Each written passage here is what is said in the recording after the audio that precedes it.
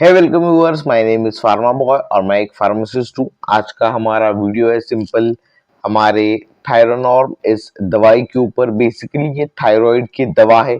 जिन लोगों को जो है वो उनकी बॉडी के अंदर T3 T4 हार्मोन की कमी होती है, TSH में कुछ प्रॉब्लम है, तो वहां पर जो है वो ये दवाई दी जाती है। सबसे पहले ब्रीफ इंट्रोडक्शन दे देता हूँ कि आखिर ये प्रॉब्लम आखिर है क्या। तो ये थायराइड का प्रॉब्लम बेसिकली शुरू होता है हमारे गले से। हमारे गले के इस रीजन में एक ग्लैंड प्रेजेंट होती है जिसे कहा जाता है थायराइड ग्लैंड। इस ग्लैंड से कुछ हार्मोन्स निकलते हैं जैसे कि T3 and T4। In hormones के इम्बैलेंस की वजह से जो बीमारी होती है उसी चीज को हम थायराइड की बीमारी कहते हैं। अब देखिए, थायराइड की प्रॉब्लम में क्या होता है कि पेशेंट का वजन अचानक से बढ़ेगा या फिर घटेगा, ऐसी चीजें होती है। तो उस केस में हाँ, मतलब पेशेंट के इस गले के रीजन में जो है वो सूजन दिखाई देती है और उसी चीज को काउंटर करने के लिए बाहर से सिंथेटिक हार्मोन्स दिए जाते हैं जो कि इस दवा से हमें मिलते हैं। अब जैसे कि ये हार्मोन का प्रॉब्लम है तो काफी मेजर इससे प्रॉब्लम होते हैं, पूरी बॉडी के ऊपर इसके इफेक्ट जो है वो दिखाई देते हैं। अब जब आपको ये बीमारी होगी तो सबसे पहले आपके रिपोर्ट्स काफी जो है वो फ्रीक्वेंटली चेक किए जाएंगे अबाउट T3 T4 हार्मोन।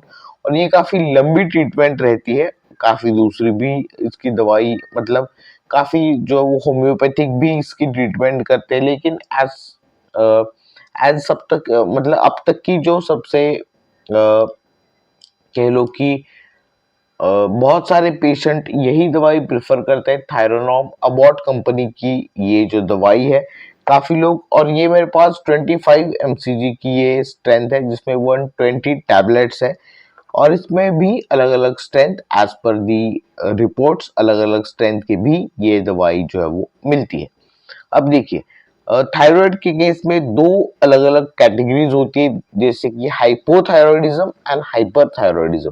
तो हाइपोथायरॉयडिज्म ऐसी कंडीशन है जिसमें हमारी बॉडी में जो हार्मोन है उसकी लेवल कम है, इसीलिए हाइपो। हाइपो का मतलब है कम, हाइपर का मतलब है ज्यादा। मतलब हमारी ये थायराइड ग्लैंड जब ज्यादा हार्मोन सीक्रेट करती है तो उस चीज की वजह से अ, इसे कहा जाता है हाइपरथायरॉयडिज्म, मतलब ज्यादा। तो दोनों ही केसेस को लाइफस्टाइल के चेंजेस के थ्रू भी काफी हद तक ठीक किया जा सकता है, लेकिन अगर हद से ज्यादा प्रॉब्लम सीवियर है तो उस केस में सिंथेटिक हार्मोन्स दिए जाते हैं।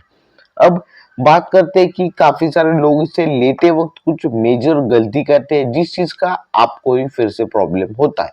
तो ऐसी ही गलतियों के बारे में बात करते हैं। सबसे पहली चीज, ये दवाई जो है वो एक हार्मोनल दवाई है, तो इसे एम्प्टी स्टमक लेना जरूरी है फॉर बेटर एब्सॉर्प्शन। मतलब आप जब इसे खाली पेट सुबह लेते हैं तो इस चीज को हमारे ब्लड में एब्सॉर्ब करना इजी हो जाता है और अच्छा इसका रिजल्ट हमारी बॉडी के ऊपर दिखाई देता है। तो इस चीज का ध्यान रखना है, एम्प्टी स्टमक खाना है।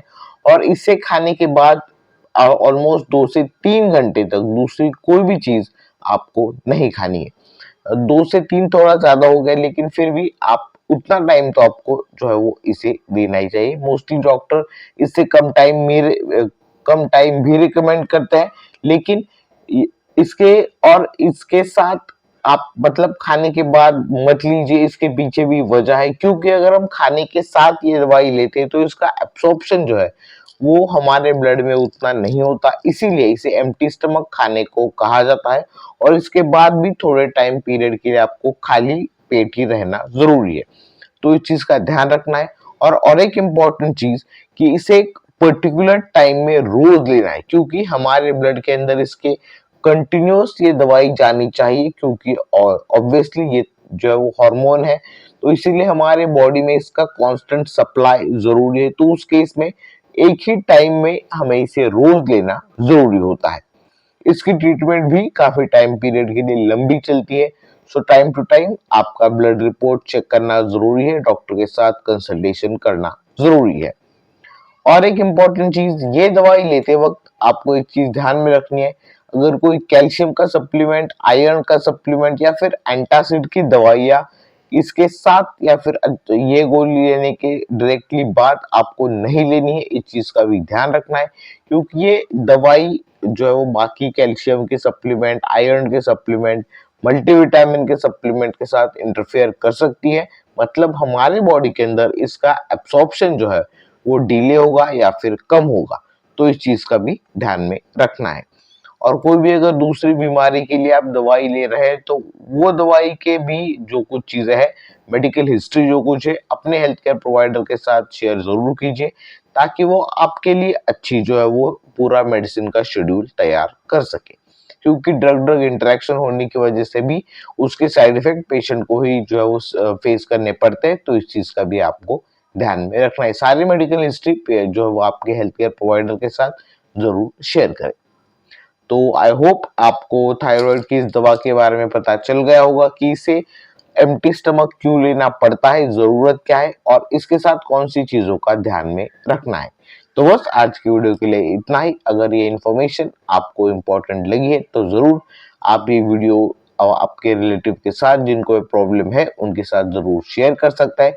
कोई भी आपका ओपिनियन है, कोई भी क्वेश्चन है, तो जरूर आप इस वीडियो के कमेंट सेक्शन में आप वो कमेंट कर सकता है। फिर मिलते हैं ऐसे एक से एक नई वीडियो में। Till then keep watching pharma boy and finally thanks for watching.